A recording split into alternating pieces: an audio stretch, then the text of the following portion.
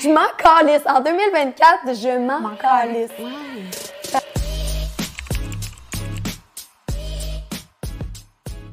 Hey, salut ma chum! Tellement contente de débuter l'année de façon... On n'avait pas prévu ça pantoute. Non. Je parlais avec France. Il y a un événement commun qui nous a ramenés ici qui est la santé, la maladie, le partage. Puis je pense que la connexion, de se sentir compris là-dedans. Puis là, on parlait, puis j'étais comme... On débute l'année, ma chum, avec un épisode qui s'appelle « Je m'en calisse ». Je m'en calisse. En 2024, je m'en calisse. Ouais. Fait C'est que tellement moi, ça. c'est toi. Mais t'étais pas de même. C'est ça qui arrive. Je pense que t'étais une éternelle giver qui faisait shiner les gens.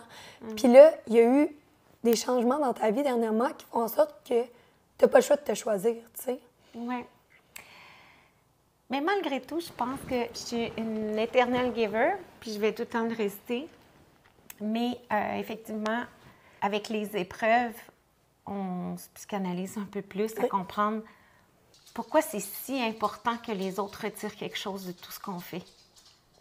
Puis c'est là où est-ce que j'ai vraiment fait un travail depuis l'année passée en particulier, de dire chaque projet, chaque chose à laquelle je mettais dans mon bucket list, pourquoi c'est si important pour moi, même si, mettons, je dis, ça fait des années que je travaille sur un projet, que j'ai mis ça en place, à quel point ça prend de l'importance aujourd'hui dans ma vie, à quel point il faudrait que je dépense des heures parce que mes heures, ils sont calculés, mes jours, puis chaque affaire que je fais, je me dis, c'est-tu là-dedans que je veux mettre mes précieuses heures? Puis là, à chacun de ces projets-là, c'est de dire, pour qui donc je le fais? Finalement, je réalisais que c'est vrai que je les faisais tous pour que les gens puissent retirer quelque chose de ça. Puis, ben là, mon gros, je m'en calisse, c'est hyper selfish dans mon affaire parce que chaque chose que je fais, c'est dans un but que ça soit juste pour moi. Ben juste pour moi. Oui, vraiment. Comme, par exemple, là, j'ai passé l'année à voyager, je venais 2 semaines. Bien, j'ai rien fait pendant toute l'année qui puisse servir. Parce que l'année passée, quand j'ai su que j'avais une récidive avec une date limite, une date d'expiration plus courte. Fait que juste une petite mise en contexte, là, c'était en décembre l'an passé, je pense. Fin septembre. Fin septembre, wow! Ouais. Puis tu avais eu un diagnostic qui te laissait peu de mois à vivre, puis finalement, tu as eu la chance d'avoir une médication qui fait en sorte que tu es encore ici aujourd'hui. Oui. Puis, ben là, on me donnait comme 9 mois meilleurs. Là, j'ai réussi à faire 15 mois. Là, ben c'est ça, il y a quelques jours, j'ai appris que c'était de retour, mais j'ai déjà eu 15 mois au lieu de 9. Mais l'année passée, c'est ça, tu sais, le gros changement. Puis finalement, je me suis trouvée à voyager toute mon année. Tout le monde me pose la question, qu'est-ce que tu veux laisser? Qu'est-ce que tu veux léguer? Qu'est-ce que tu veux faire? Puis c'était tellement difficile à répondre parce que qu'est-ce que je veux faire? Ce que je mettais sur ma liste, c'est ce que j'avais été habituée à faire tout le temps, de faire des choses pour que les autres puissent retirer quelque chose de ça. Fait que quand on me posait la question, qu'est-ce que tu veux léguer? C'était lourd. Parce que là, il faut que je laisse des choses pour mes filles. Il faut que je laisse des choses pour faciliter tout le deuil de mon chum. Il faut que je laisse des choses à mes amis. Il faut que je leur fasse sentir à quel point ils sont importants. Ma famille, toute la communauté. C'est tellement de pression. C'est tellement de pression. C'est tellement de pression. Puis là, tu dis, OK, mettons, tu dis, là, tu devrais écrire un livre. Oui, mais c'est des heures de travail que je fais. Il faut le publier, un ISBN, trouver une édition, dealer, faire des ententes, des contrats. Tu sais, t'as plus l'énergie, tu sais. Même avant ça, l'écrire, c'est des heures que je passe pour qui? C'est-tu pour moi que je le fais ou c'est pour les autres? Ben, c'est pour les autres. Puis à chaque fois que ça, comme réouvrir un autre studio rebelle, ben c'est pour les autres. Même s'il était en haut de ma liste, ben en fin de compte, ben, puis faire des voyages. J'ai fait ça toute mon année, puis j'ai vécu une des plus belles années de ma vie. Et ça fait rien, là. Je laisse rien. J'aide personne là, avec ça, là, à part que j'ai je sais pas combien de milliers de photos que j'ai à peu près pas postées, là, je pense. T'as pas dû en voir bien.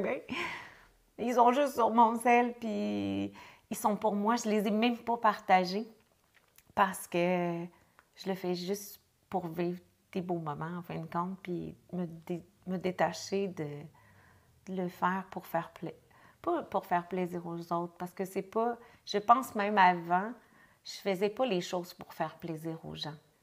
Je les invitais à vivre la vie extraordinaire que je me bâtis, mais je partageais ça. Tu partageais ça. Mais je faisais pas les choses pour les autres. Puis c'est ça où tantôt j'ai dit, tu sais que quand tu dis avant, tu étais peut-être moins égoïste. Oui, puis non, dans ce sens que c'est plus, je t'invite à vivre mon trip.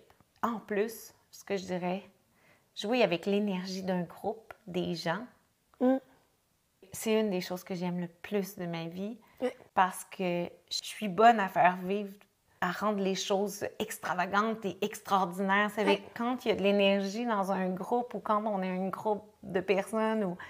C'est que là, je suis devenue pas super bonne à être encore plus selfish dans pourquoi je fais les choses. Puis, est-ce que ça donne de quoi? Est-ce que ça laisse quelque chose? Tu t'en fous? Absolument pas. En autant que tu aies du plaisir au moment présent. Oui.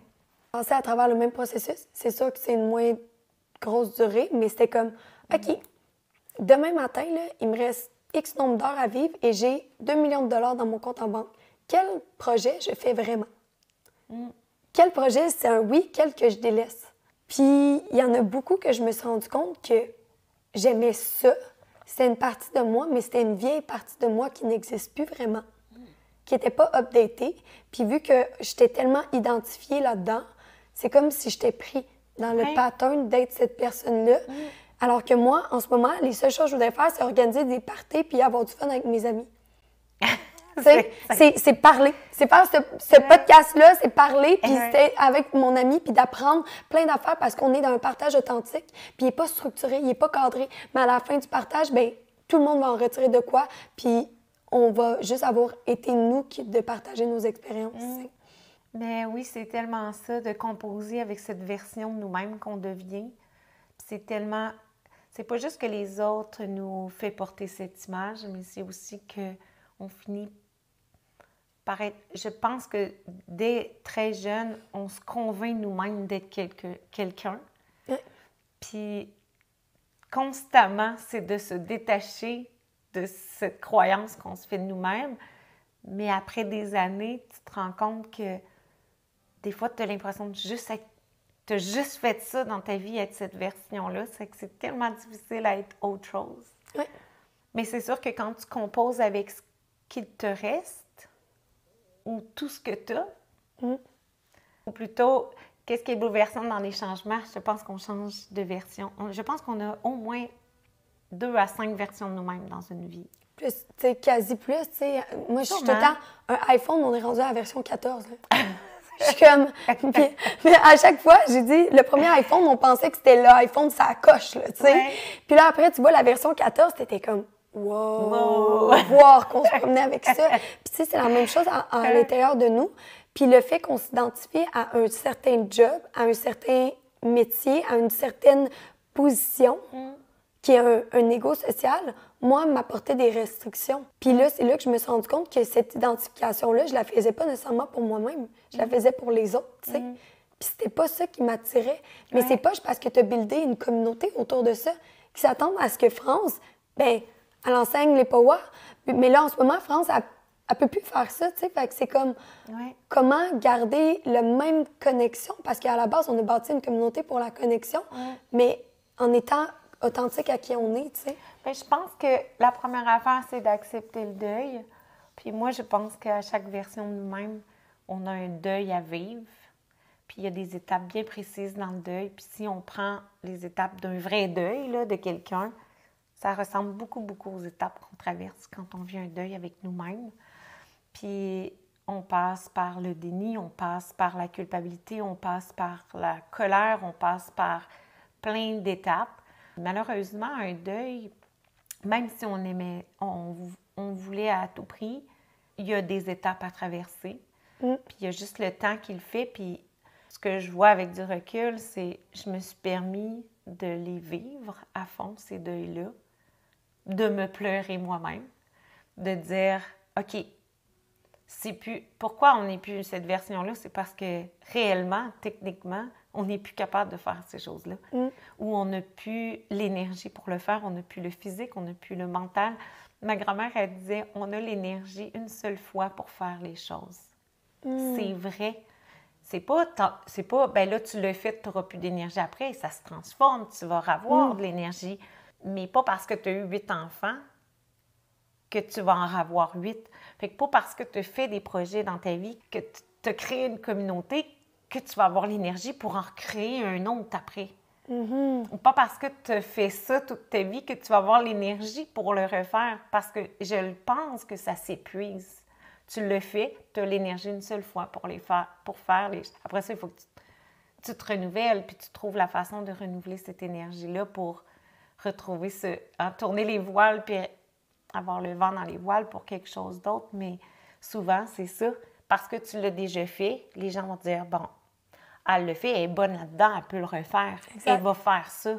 Mais non, c'est épuisant, surtout si tu t'y fais à croire, à un moment donné, quand ton corps ou quand tous les éléments te disent que tu ne peux plus le faire, bien là, il faut que tu fasses ton tu fais ton deuil, puis après ça, c'est de composer avec un regard nouveau, de dire, OK, puis comment, c'est quoi, tu sais, comme tantôt, dans quoi je suis vraiment bonne, tous les éléments qui me définissaient, bien, c'est plus ce que je dis en ce moment, parce que j'ai fait du ménage là-dedans, puis dans quoi je suis vraiment bonne, bien, c'est créer des moments magiques, de jouer avec l'énergie d'un groupe.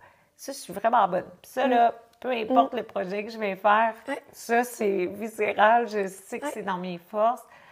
C'est de trouver des projets qui me donnent cet espace-là, qui n'était absolument pas quelque chose que je m'attendais. Puis, un peu comme tantôt, tu disais que tu es pleine de clarté dans vers où tu t'en vas, puis pourtant, je veux dire, tu es en train de tout flipper. Je suis toute en train de flipper. Ouais.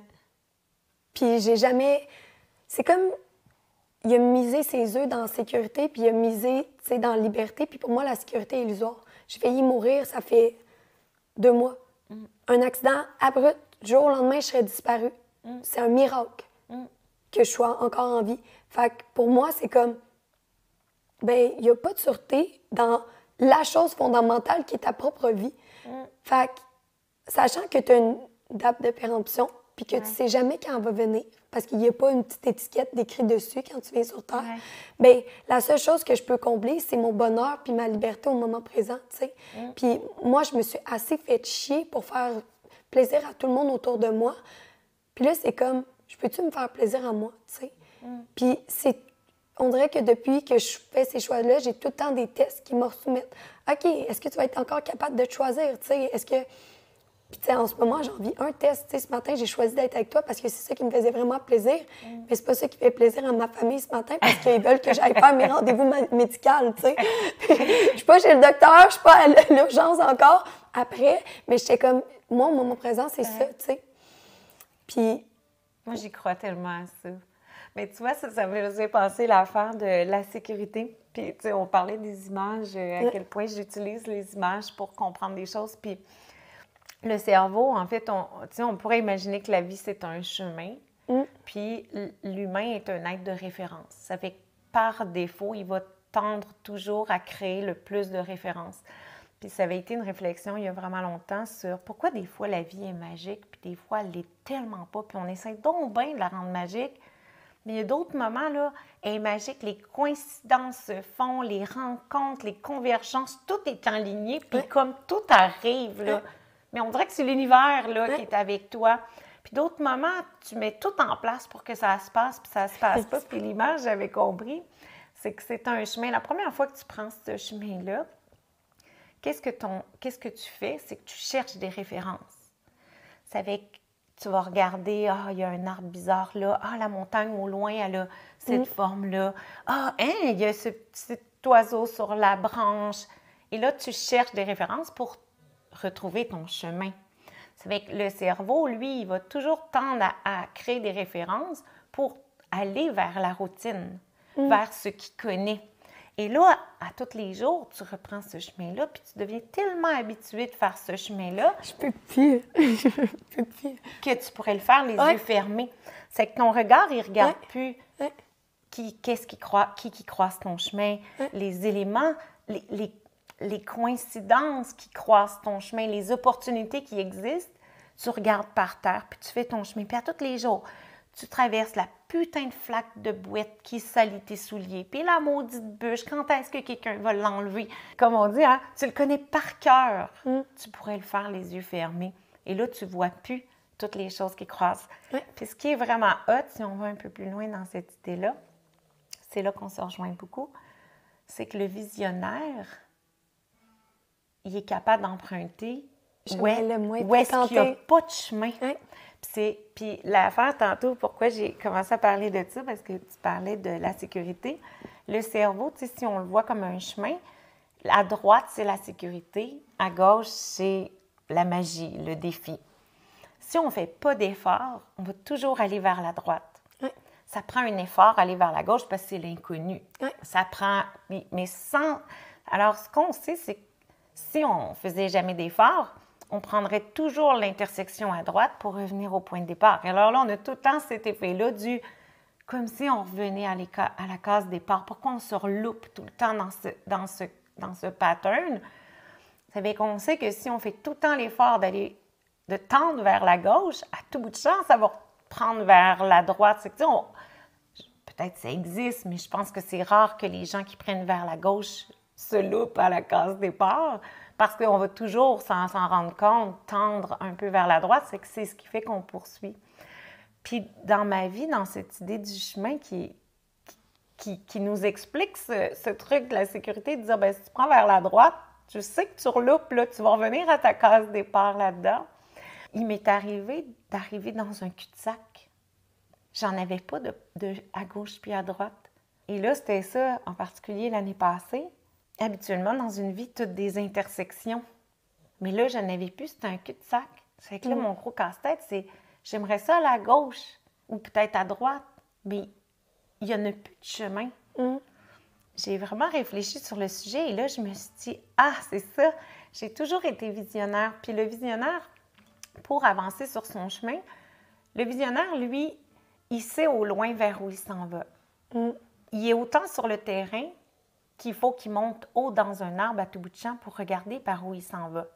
Parce que si tu étais tout le temps sur ton chemin, bien toi, tu sais, t'es comme la personne qui défriche, bien là, tu t'enlignes, puis à un moment donné, tu arrives, puis il y a ce putain de rocher, puis ça fait des semaines que tu bûches sur ton rocher, il se tasse pas de ton chemin, puis tu bûches. Bien là, quand on est visionnaire, quand on est dans cette impasse, bien, il faut se trouver un point haut pour s'élever, puis regarder. Puis souvent, bien, tout le temps, ce qu'on se rend compte, c'est qu'on avait même pris on n'a pas pris le shortcut, on était parti dans la mauvaise direction anyways, puis et là, tu te dis, quand tu t'élèves, tu te dis, ah ben non, passe par là, parce que le but, c'est d'aller, parce que mon objectif, c'est d'aller là. Puis je pense que c'est ça, être un visionnaire, c'est quelqu'un qui est capable de monter dans l'arbre et de redescendre sur le chemin, et surtout, qui n'a pas peur de ne pas continuer dans le chemin. Tu sais, tantôt, c'est ça qu'on disait, que tu es buté dans ton truc, tu es dans un cul-de-sac. Bien, qu'est-ce qui me reste? Bien, c'est de m'élever. Parce que je suis dans un cul-de-sac, je n'ai pas d'intersection. Élève-toi, puis là, tu vas trouver la trail probablement direct dans le bois. Mais vite, tu vas le retrouver, ton chemin. Tu vas retrouver un nouveau chemin là-dedans. C'est que ça, c'était mon image du chemin. Puis de cette idée du visionnaire, le visionnaire, il doit être sur le terrain, mais il doit surtout, à chaque fois, à tout bout de champ, s'élever pour regarder puis enligner les troupes pour aller dans la bonne direction. Je vais mettre une pause, voir si ça filme encore. Oui. Je veux vraiment qu'on poursuive là-dessus. On a ouvert un portail. Non, mais cette image est trop bonne. Mais je trouve que c'est comme la base de notre truc. En fait, c'est comment notre cerveau il fonctionne. C'est comment notre cerveau Oui. C'est avec là, qu'est-ce que j'ai fait l'année passée quand j'étais dans mon cul-de-sac? Bien là, je savais que c'était plus sur le terrain que j'allais trouver la solution. Il fallait que je m'amène à m'élever dans ma tête beaucoup plus haut pour être capable de voir vers où j'étais en train d'aller ou vers où je voulais aller plutôt. C'est ça qui s'est fait la même chose pour moi en Californie. la Californie, j'étais supposée aller vivre ma vie de superstar, là, tu sais. On allait faire du cirque, j'avais mon amie chanteuse. Finalement, je me suis cassé le cou juste avant. Je pouvais pas faire ça, là. Puis je me suis ramassée dans un ranch, connectée à la nature, avec de l'espace dans mon agenda. Fait que, tu sais, puis de la perspective. J'avais la vue immense devant moi. Fait que c'est comme si, pour un visionnaire, je pense que les temps d'arrêt sont nécessaires pour justement s'élever puis voir clair, tu sais. Est-ce que c'est vraiment le meilleur chemin que je prends, le plus efficace? Parce que les gens comme nous, le temps, c'est la denrée la plus précieuse, tu sais. Fait que chaque minute, c'est comme comment tu veux vraiment la passer. À qui tu donnes vraiment ce temps-là? Ta gestion énergétique, tu sais. Quelle activité tu fais, tu sais. Mais tu sais, tu le dis, c'est tellement ça. Tu sais, dans l'image de la troupe qui avance, tu dis, ouais, mais là, si tu prends ce temps-là pour monter dans l'arbre puis aller là haut, là, nous, on est arrêtés, là. Puis c'est de prendre ce temps-là, tu perds du temps, là, à faire ça. Mais en fait, c'est parce que tu étais bloqué. Tu étais là à fucker le chien sur ton rocher. Tu savais que ce temps-là, il est tellement important, mais on ne pourrait pas rester là à regarder parce qu'on n'avancerait pas. Parce que je pense que le chemin, c'est tout là que l'expérience se fait, les convergences, tout ça. Fait que si tu restes en haut de ton arbre et tu regardes ton truc, ben oui, tu as une bonne vision des choses, mais il va rien t'arrêter. Je veux dire, tu vas pas avancer, là. Tu vas plus... Il va se passer rien, là, finalement, si tu fais ça. Fait qu'en 2024, pour s'en calisser un peu plus, sortir de sa zone de confort, grimper dans les arbres pour voir plus clair, tu sais. Oui, vraiment. Moi, j'ajouterais à ça, miser sur ses faiblesses plutôt que ses forces, parce que ses forces, c'est souvent sa zone de confort, puis c'est dans les faiblesses que tu te découvres, tu sais. Je pense que tu veux avoir du succès, va dans tes forces. Tu veux vraiment vivre le plein potentiel, va dans tes faiblesses, tu sais. Parce que c'est là que se trouve une version de toi inconnue, tu sais. Puis moi, je suis souvent allée dans mes forces. Je suis une bonne thérapeute, je suis une bonne start-up entrepreneur, je suis une bonne mentor. J'étais vraiment pas bonne au cirque, tu sais. J'étais vraiment pas bonne au chant, j'étais vraiment pas bonne au DJ. C'est pour ça que je m'en vais là-dedans, tu sais. Parce que c'est vraiment des faiblesses pour moi. Puis autant que ça peut être vu comme d'éparpillement, pour moi, c'est comme... Non, au contraire, ça fait de moi quelqu'un qui est tout le temps une version updatée. Puis si je veux fournir une version updatée du monde, j'ai pas le choix de moi aussi de m'updater, tu sais. On est en relation d'aide, ça fait de moi une meilleure thérapeute, le fait que moi-même, je prenne le temps de m'updater. Si je reste tout le temps dans cette maison-là que je connais, puis je m'en vais pas voyager le monde, je vais pas devenir cette nouvelle version-là. Puis je pense que c'est vraiment important de miser sur ses faiblesses. Hey, c'est tellement ma résolution, parce que là, on est le 31 décembre. OK. C'est ma résolution, là, aujourd'hui. Je me trouve cette faiblesse-là que je vais exploiter. Cette faiblesse-là que... Mais c'est... Puis en plus, avec tout ce qui arrive en ce moment, hein, tout le regard se tourne vers la force, comme si les gens avaient peur que mon courage s'effrite ou que je sois dans le découragement. Je suis tellement pas là. Je le sais que je l'ai. Je suis vraiment pas là-dedans. C'est juste que je trouve ça triste, cette situation que j'ai à gérer. Mais je me sens pas découragée de l'aventure qui est devant moi. Puis, je veux dire, si c'est une rivière glaciale avec du courant qui ressemble pas mal à ça, je vais sauter dedans, là, parce que de l'autre bord, il y a un party. Puis, comme, moi, j'aime ça, l'eau, anyways. Mais c'est vraiment une belle réflexion. Puis, tout le monde se tourne beaucoup dans mon entourage à faire valoir mes forces. Dire, t'es forte, de ci, puis là-dedans. Mais, tu vois, j'adore ça parce que j'en manque pas de force dans moi. Puis, je les connais. J'avais pas vu ça comme ça. Merci. Je vais faire ça. Bien, confiance à la vie que tu as acheté. Oui, c'est ça. Moi aussi, je suis excitée de savoir la suite. Qu'est-ce qu'elle va... On ne sait pas qu'est-ce que France va devenir, prochain épisode à voir. Mais je pense que c'est full important, tu sais, que tu as ajouté l'ingrédient magique, secret, qui est faire confiance à la vie. It is what it is. Tu sais, moi, je commençais l'année, puis là, je vivais une nouvelle date, puis tout, puis moi, je partais en voyage toute l'année. Puis là, ouais, mais là, est-ce que notre amour va fonctionner? It is what it is. C'est ça, mon plan de vie cette année, je suis vraiment contente de... On va faire des compromis, mais faire confiance. Ouais. Que c'est ça qui était supposé être arrivé, même si on s'est rencontrés là. Oui. Tu sais, pour Vraiment. vraiment souffrir. J'ai rencontré France, elle était malade. J'ai jamais rencontré France en santé. C'est parfait. Moi, la France que j'ai tout le temps confiance que c'est la meilleure chose qui est pour moi dans ma vie en ce moment, tu sais. It is what it is. C'est souhait de dire ça. Parce que tu vois, j'aurais répondu, c'est triste. Trop pas. Au contraire. Moi, c'est peut-être avec cette France-là, updatée avec toute la sagesse qui est venue, que j'avais besoin de connecter, tu sais. Je t'aime tellement. Merci tellement. Fait qu'à la maison, recap de nos conseils. Sortir de votre zone de confort, grimper dans les arbres, miser sur vos faiblesses plutôt que vos forces cette année, faire confiance à la vie. Et dernier, it is what it is. On s'en calisse. On s'en calisse.